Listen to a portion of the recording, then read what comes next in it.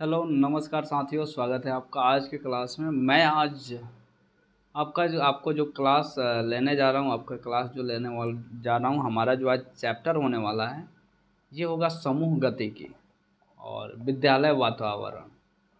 ये जो है ना, एक क्वेश्चन के तौर पे भी ले सकते हैं या फिर शॉर्ट क्वेश्चन में ले सकते हैं, और यूजीसी नेट में हमेशा कई बार क्वेश्चन इससे आ चुका है, तो ये बहुत ही ज़्यादा इम्पोर्टेंट चैप्टर इसलिए भी हो जाता है। और उम्मीद करता हूँ आप बेहतरीन तरीके से इसको समझेंगे, समझ में आपको भी बेहतरीन तरीके से आने वाला है।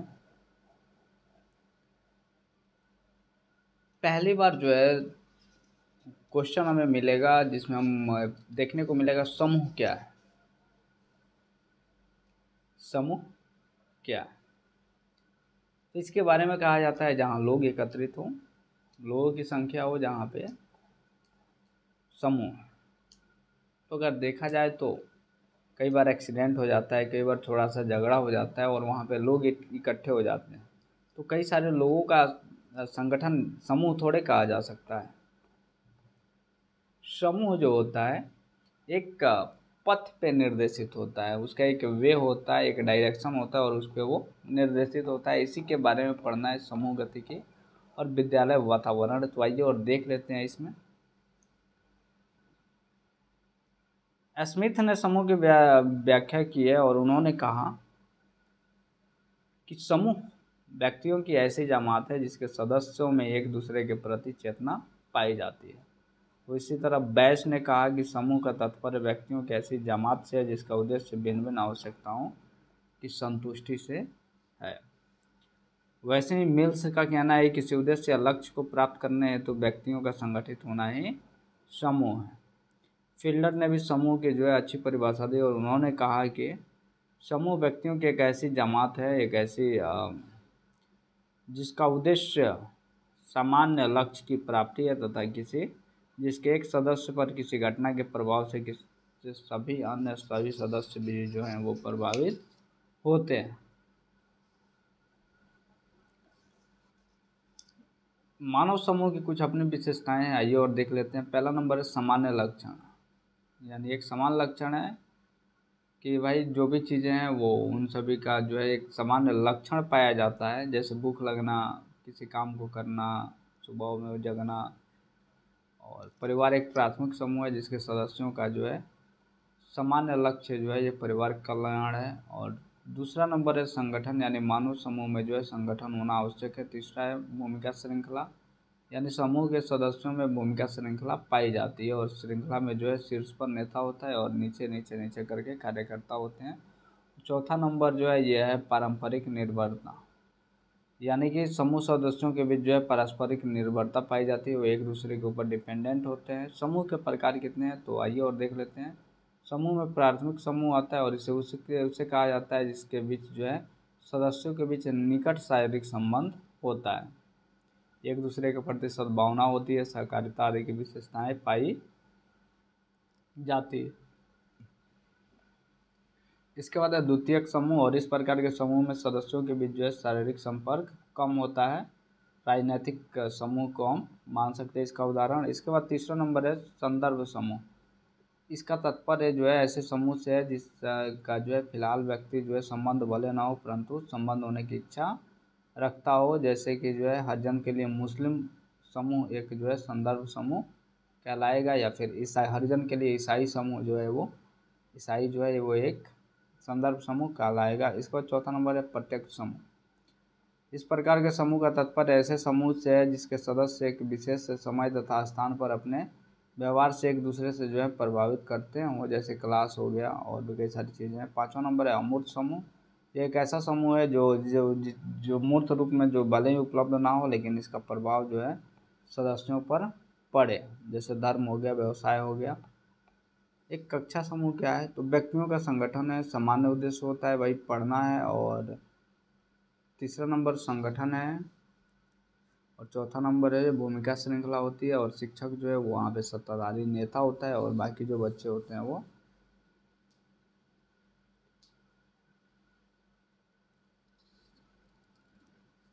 एक तरह से सदस्य होते हैं। और इनका जो है ये उद्देश्य होता है कि शैक्षिक जो वातावरण है या फिर शैक्षिक प्रणाली है इसको सुदृढ़ बनाया जाए। समूह गतिकी क्या है?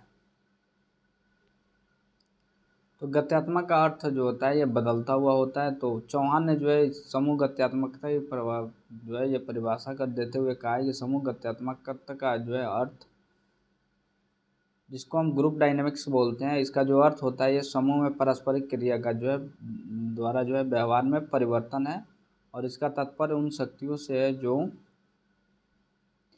समूह परिस्थितियों में जो है प्रचलित होती हैं। रेबर ने कहा है कि सामान्यतः समूह गतिकी का जो है तात्पर्य समूह के भीतर घटित किसी एक या फिर सभी परस्पर जो है क्रियाओं से होता है। समूह गतिकी की विशेषताएं क्या क्या हैं, आइए और इसको हम देख लेते हैं। तो पहला नंबर है कि समूह गतिकी की पहली विशेषता यह है कि इसका संबंध जो है एक समूह से होता है।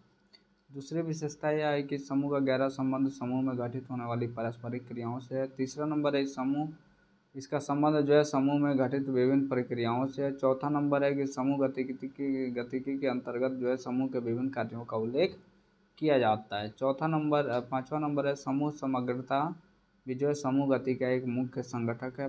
छठा नंबर है समूह का जो है गहरा संबंध समूह गतिकी से है, जैसे जो है, और समूह गतिकी में जो है शैक्षणिक महत्व तो क्या है समूह गतिकी का, आइए और देख लेते हैं। पहला नंबर है कि बच्चे शिक्षालय में अपने समूह से जो है पूर्णतः अलग नहीं होते, और कक्षा में जो है वो होते हुए भी जो है व्यवहारों एवं विचारों पर उनके जो है अपने अपने परिवार का प्रभाव पड़ता है। सफल शिक्षा के लिए आवश्यक है कि शिक्षक छात्रों की सामाजिक एवं आर्थिक पृष्ठभूमि से अवगत हो। दूसरा नंबर है कि वर्तमान युग में शिक्षक के लिए समूह गत्यात्मकता का जो है अध्ययन और भी आवश्यक बन गया है, और कक्षा में बच्चे की संख्या दिन पर दिन बढ़ती जा रही है, और उनकी सामाजिक आवश्यकताओं, मूल्यों एवं धारणाओं की जो है बड़ी विषमता पाई जाती है। अतः सफल अध्यापन के लिए आवश्यक है कि शिक्षक बच्चों की इन भिन्नताओं से जो है अवगत हों। तीसरा नंबर है कि बच्चों के मानसिक स्वास्थ्य में सुधार लाने के जो है दृष्टिकोण से भी जो है समूह गत्यात्मकता की जो है जानकारी शिक्षक के लिए आवश्यक हो जाती है। इसका कारण यह है कि बच्चों की जो है सामाजिक एवं आर्थिक पृष्ठभूमि का जो है गहरा प्रभाव उनके मानसिक स्वास्थ्य पर पड़ता है।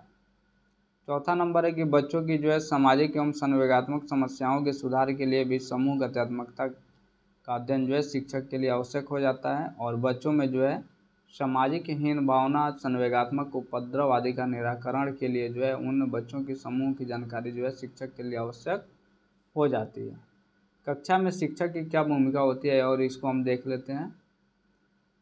पहला नंबर है कि कक्षा के अंतर्गत जो है शिक्षक की भूमिका सर्वप्रथम एक मनोवैज्ञानिक रूप में, और शिक्षक के लिए जो है आवश्यक है कि वह कक्षा में उपस्थित बच्चों की जो है आवश्यकताओं, प्रेरणाओं एवं मनोवृत्तियों की जानकारी रखें। दूसरा नंबर है कि शिक्षक की भूमिका एक सलाहकार की हैसियत से भी है, और ऐसे बच्चे होते हैं जो अपने आप को उपेक्षित या तिरस्कृत महसूस करते हैं, और उन्हें हम पृथक बालक कहेंगे। अतः सफल शिक्षक जो है बच्चों की सहायता करता है, और उसकी जो है समायोजन समस्या का समाधान का प्रयास करता है। तीसरा नंबर है कि कक्षा के अंतर्गत शिक्षक की सबसे महत्वपूर्ण भूमिका नेता के रूप में है, और शिक्षक अपने वर्ग का नेता होता है। नेतृत्व कई प्रकार के होते हैं, जिसमें सत्ताधारी नेतृत्व, प्रजातांत्रिक नेतृत्व और अड़चन न डालने वाला नेतृत्व होता है। इसके बाद अगला नंबर है, कक्षा में शिक्षक एक विशेषज्ञ की भूमिका निभाता है, और शिक्षक को जो है अपने अध्यापन के विषय की पूरी जानकारी होनी चाहिए, ताकि छात्रों को अध्यापन से जो है अधिक से अधिक लाभ मिल सके। पाँचवा नंबर है कि शिक्षक का एक आवश्यक गुण है कि स्नेह हो गया, सहानुभूति हो गया, और सहानुभूति, प्यार हो गया, क्षमाशीलता हो गया, त्याग, ये सारे गुण जो हैं ये शिक्षक के अंदर होना चाहिए। इसके बाद है कक्षा का जो है सामाजिक वातावरण और उसकी बीमाएँ क्या हैं। तो सामाजिक वातावरण का अर्थ क्या होता है ये, और पहले हम उसको देख लेते हैं। सामान्यतः सामाजिक वातावरण का अर्थ किसी समाज अथवा उसके अंग से है, जिसका प्रभाव उसके सदस्यों की मनोवृत्ति तथा क्रियाओं पर पड़ता है, और इसका अर्थ जो है कक्षा के सामाजिक वातावरण के प्रत्यय उन सभी पक्षों से है जिसका प्रभाव जो है शिक्षक तथा छात्र के बीच संबंधों तथा उसकी जो है कार्यकुशलता पर पड़ता है। सामाजिक वातावरण की बीमाएँ क्या क्या हैं, आइए और उसको हम देख लेते हैं। पहला है शिक्षक छात्र का संबंध कैसा है। दूसरा नंबर है छात्रों के बीच संबंध कैसा है। तीसरा नंबर है कि विद्यालय के कर्मचारियों के साथ संबंध कैसा है। चौथा नंबर है भौतिक सुविधाएं विद्यालय में कैसी है। पाँचवा नंबर है बाह्य वातावरण का संबंध क्या है। और कक्षा के अध्यापन और शिक्षण पर जो है सामाजिक वातावरण का महत्व क्या, प्रभाव क्या है। तो छात्रों के जो है शिक्षण पर प्रभाव पड़ता है, और शिक्षक के अध्यापन पर प्रभाव पड़ता है, और मनोवृत्ति पर भी प्रभाव पड़ता है, और सामाजिक जो है सीखना पर भी प्रभाव पड़ता है। सामाजिक सीखना मतलब समाज के लिए जो है बेहतरीन उसके साथ घुलना मिलना, सामाजिक वातावरण को स्वस्थ बनाना ये सारी जिम्मेदारी होती है। और कक्षा में जो है समूह संबंध के जो है सुधार की विधियाँ क्या क्या हैं।